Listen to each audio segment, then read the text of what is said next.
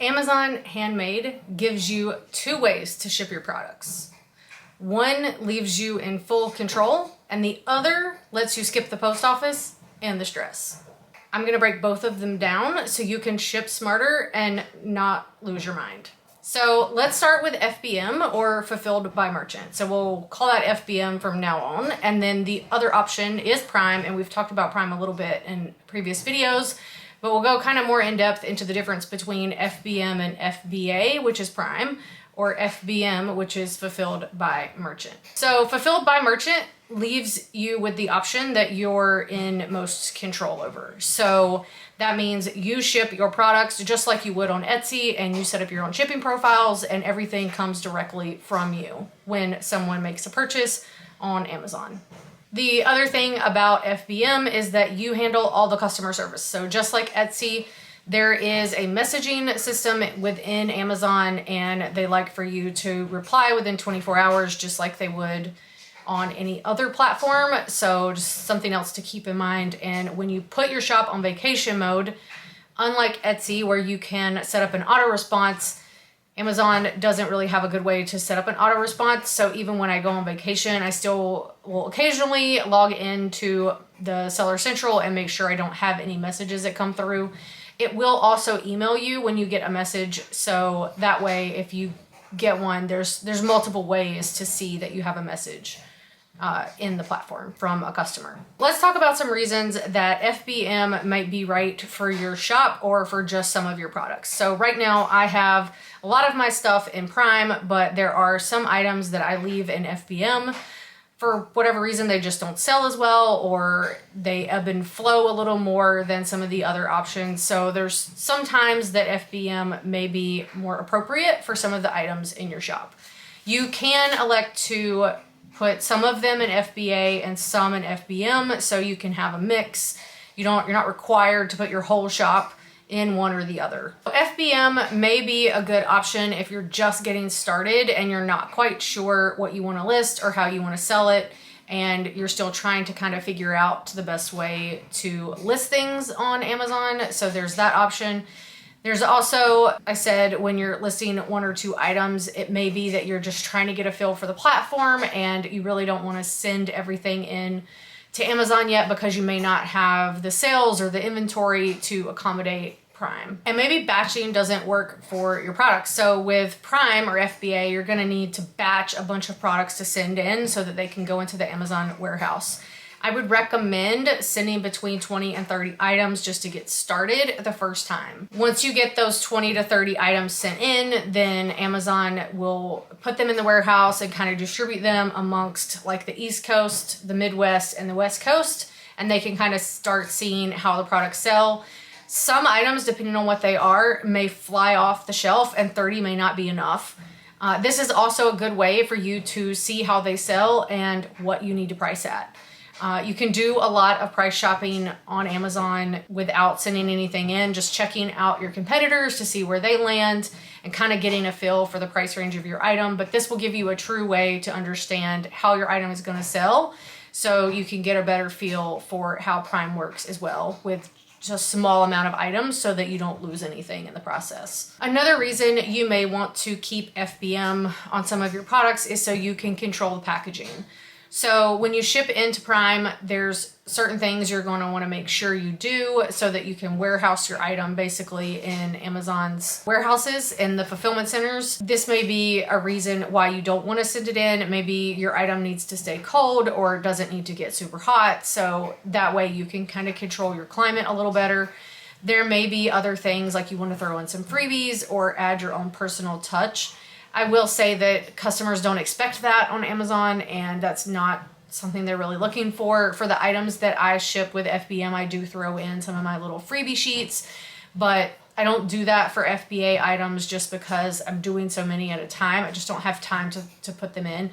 I do have a little card that I put in all of the items, but you have to be careful with what's included on the card. There are some restrictions with Amazon as to what you can include and what you can't include. One of the things you can't do is send someone off site. So you want to make sure that if you're offering a card within your packaging, that it keeps them on the Amazon storefront and that you're not rewarding them for a 5-star review. So I know some of the products I've gotten in the past, they'll have the little business card thing in there and it will say, hey, leave us a 5-star review and we'll send you $20 coupon. You can't do that. You know, be careful with what you do offer in your products. It's not allowed for FBM either. And I don't know that Amazon wouldn't purchase it just to see what you send as an audit. And they may do that randomly. So just keep that in mind, that you're not supposed to send anyone off platform and you can't offer anyone a reward for a 5-star review. There are a few things to think about with FBM. First, you're going to need to set up your shipping profiles. We've talked about this in a couple of videos, but you have to set up the shipping profiles before you can list a product. Unlike Etsy, you have to set it up ahead of time and make sure you pick the right template. So the shipping profiles are located under your account settings. So you can go up to the top right where the little gear is and it will say shipping profiles. You can select there and then you're going to want to set up a profile for different things. So you may want to set one up for your smaller items, for larger items, for overweight items, just however you want to classify them. So I would say right now I only have one template because I'm only shipping stickers. If I added, like, say, a planner, for instance, then I would set up a different shipping profile for planners, and it would be the weight of the planner and the dimensions of how it's going to be packaged. And that would look very different than shipping a couple of sheets of stickers. So something to keep in mind is how you want to set up your shipping profile and where you want to ship to. So there's options to ship to, like, the continental US. You can add in Hawaii and like bases outside of the US that still like kind of count as like a US address. There's Puerto Rico as well. And then you can also do, I think there is a setting for international, but for the most part, it's just within the United States. So I have it, and you can also set it up for domestic, like ground shipping, or you can set up like an expedited shipping, or you can set up 2-day or 1-day, or however you want to do it. So there's a lot of different options for ways to set up shipping profiles, and just something to keep in mind when you're setting up profiles for the products that you're going to be shipping yourself. With FBM, you can also pick how the customer pays for the shipping. So you can do a price banded shipping, or you can do a weight banded. Price banded meaning if an item is $0 to $10, they pay this rate for shipping. If it's 10 to 20, they pay this other rate. If it is weight banded, it would be 0 to 4 ounces would be a rate, and then 4 to 10 would be a different rate. Just something to keep in mind, that when you're pricing and when you're setting up your shipping profiles, there's different ways to set it up. You can also set it up that if they purchase over a certain amount, the shipping is free, just like you can on Etsy. So currently I have mine set to where if you order $35 that ship directly from me, then it ships for free. So that's something else to keep in mind that you can kind of set up and play with inside your Amazon storefront. Unlike Etsy, you can set up your shipping profiles however you want. You're not penalized for not offering free shipping. You're not penalized for offering it. You're not penalized for the time frame. Just keep in mind, customers are looking for a faster ship time just because it's Amazon, but unlike Etsy, they don't penalize you for setting your shipping up a certain way, and there's also no fees on the shipping. So when you pay the transaction fee or the referral fee, that it doesn't include the shipping costs, because Amazon knows that if you're charging $4 for shipping, it's probably going to cost $4 to actually ship the item. So something to keep in mind, and that I like better about Amazon than I do Etsy, just because they're not tacking on extra fees that don't make sense. You are responsible for setting up your handling time, which is within each product. You're also required to provide valid tracking numbers. So for a long time, I purchased my shipping directly inside the Amazon platform. I didn't try to use like ShipStation or Pirate Ship or anything like that, because it didn't integrate, for one. So I would have to do it manually, especially with Pirate Ship. And there's also, because I purchased it on Amazon, it's more protected and is still inside their platform. So it's a lot easier for them to see the shipping. And then purchasing it directly from them was the same rate as it would be on any of the other like corporate rate websites. So Amazon does offer Vico, which is a shipping service that is within the platform. You can link it up to your Amazon account. You can also link it to Etsy, Shopify, WooCommerce, all the things. So it's a multi-channel fulfillment service. It is free to use. There's no cost in using it.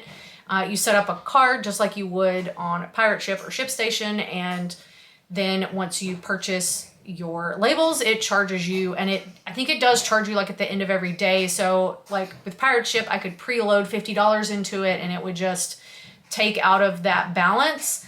It doesn't do that on Viku. It actually charges you at the end of the day or the end of the batch when you're done purchasing all your labels. So it does like, $30 or $50, whatever you've spent for the day. So it's something to keep in mind. But you can link it up to a bunch of different platforms and use it like a multi-channel fulfillment. One thing that I do like about Viku is that it offers you credits for the first few months. I can't remember exactly how long it is, and that could change, but when you first sign up, they give you a percentage back in credit, so it kind of helps offset some of the shipping, and then it uses the credits in the next purchase. So if you rack up like 10 cents, then it uses the 10 cents in the next round. So it does help a little bit in the offset of the price. I mean, they're basically giving you money to ship products, so it all comes out in the wash, I guess, but it was kind of cool that they actually offered that. But let's talk about some of the best ways to have some success with FBM if that is what you choose to stick with. So number one, you're gonna wanna make sure that you set realistic handling times for all your products. You have to do that individually inside each product listing, so you make sure you do that.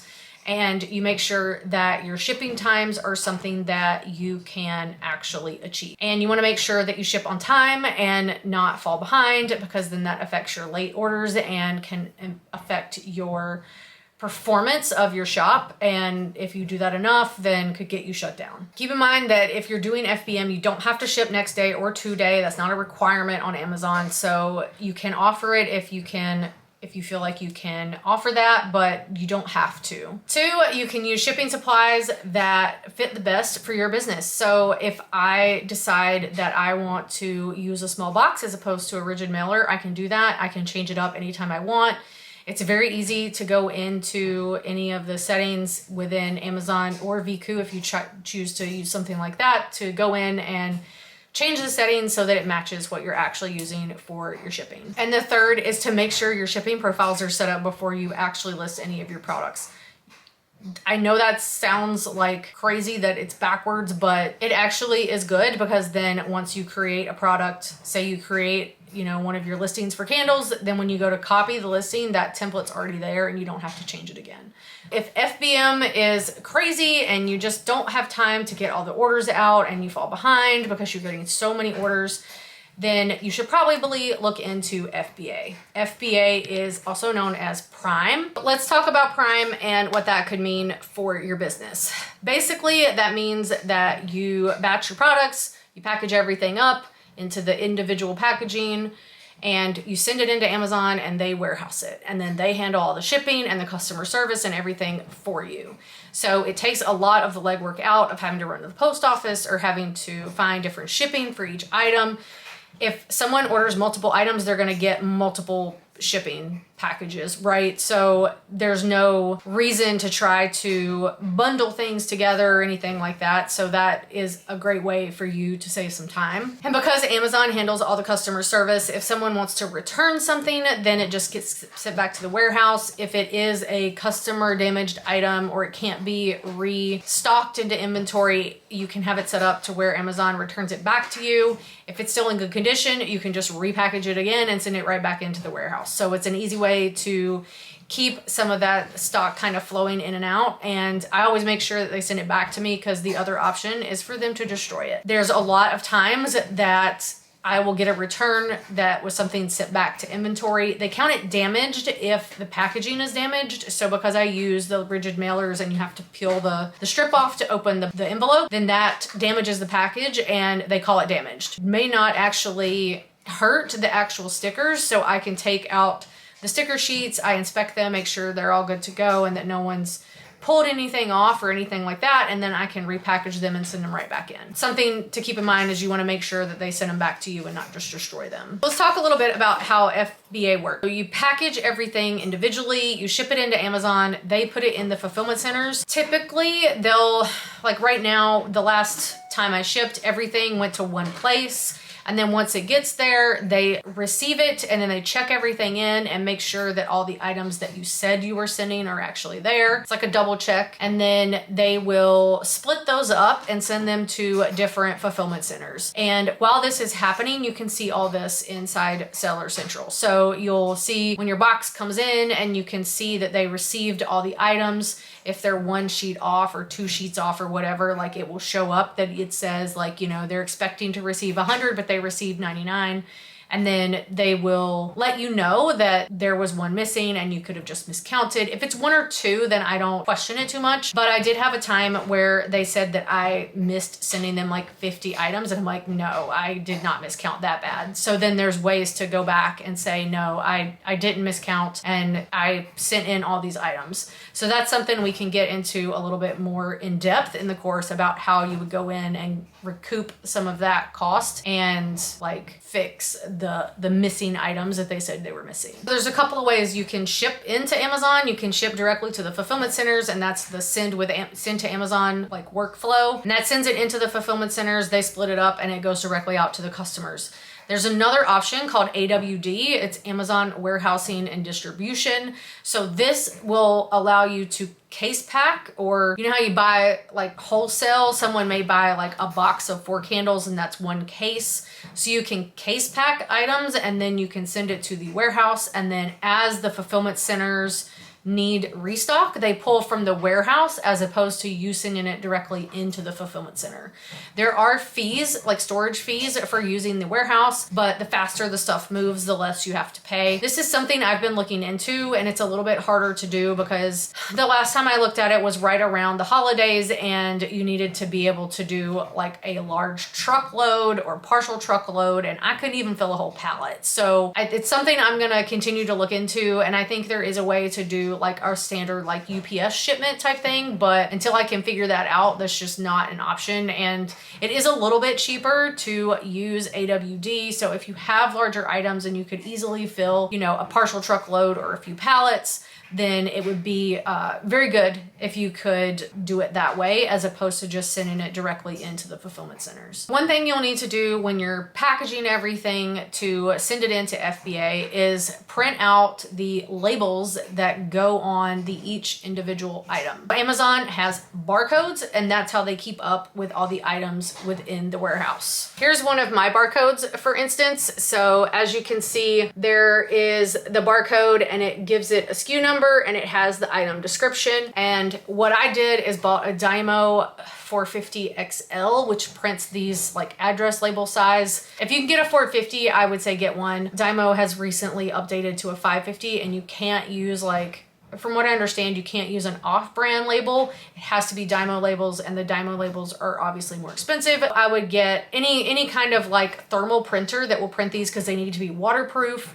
You can also print them on like a laser printer and just do address labels if that's something that you have access to and you don't have the funds to get a 450 or something similar right now. So that's another option. Once the products are in the warehouse and they become available, then they will be available for customers to purchase. One thing to keep in mind is that the fees are going to be a little bit higher on prime items because you have a referral fee, plus you have kind of the warehousing and like fulfillment fees for FBA. So that encompasses the fulfillment, the receiving, the shipping, everything, the driver, all that kind of stuff. So it's basically like a shipping fee rolled into the FBA fees. So you may need to adjust your prices a little bit because of that. Why do you want to ship to Amazon and have them handle all this? Well, one, they handle all the customer service, so you don't have to. They also will warehouse it for you. So when peak season comes around, like during the summer, you can work on getting everything packaged up and ready to go, getting inventory ready, and then you can send it in October and it's ready and available for people to purchase all through the holidays. And then you can kind of like sit back and make money while you sleep. So it kind of helps like level out so that you don't have this spike in trying to keep up. In certain times, it kind of levels it out through the year, so it's easier to keep up with all the orders that you could potentially get. It also helps increase the number of orders, but because it increases your visibility. When you search on Amazon and you're searching for something, you will see the Prime badge, and those items will pop to the top of the list just because they're available with 1 to 2 day shipping. So something to keep in mind is it does increase your visibility. This gives you a very easy way to scale your business because you're able to batch your items and send them in. Just keep in mind that you got to keep up with all that inventory, and I am struggling right now to keep up with the inventory that Amazon wants. So I'm trying to figure out a good cadence of working on like 4 or 5 different SKUs, getting all that sent in, and then working on 4 or 5 more. If I can keep it ahead, I'm fine. But once I sell out of something, or like recently when UPS lost a box, then now I'm behind again. So it's just something to keep in mind that you may need some help kind of getting started and getting everything into Amazon. But once you get everything sent in that initial push, then you may be okay and you can handle the recurring nature of sending items into Prime. I definitely could not have sold $62,000 worth of products with just FBM or just Etsy over the past year. I definitely could not have made that many products and shipped them out on my own. So Amazon was able to help me with that. Do love Amazon Prime, and I use it quite a bit for myself, and apparently I have a lot of customers that really like Amazon Prime as well. There are a couple of things that you can kind of ask yourself as to whether or not FBA or FBM is right for you. We'll go with like 3 questions. So 1, can you or does it make sense to batch your products? If the answer is yes, then FBA may be the way to go. Question number 2, are your products reordered? Is this something that people will use and order more of? Like my stickers, people use them and need more, so they reorder them. Even though I sell quite a few stickers on a sheet, people reorder them consistently. And the 3rd question is, do you need full control of your packaging and or shipping? That's really it. That's the 3 questions. If you answered yes or no to those, you can kind of determine whether or not you need FBM or FBA, and maybe just as a mix of both. So I hope you found this video helpful. If you have any questions or comments, you can drop them below and I will be happy to have a conversation with you. And if you're ready to start or grow your business on Amazon Handmade, my course Prime for Success is coming very soon and will help walk you through all the shipping and preparing your products to get them to your customers. There will also be time for one-on-one help, so I'm super excited to get that launched, and I hope you will join the wait list. The link is down in the description box below, and I hope to see you inside the course. Bye.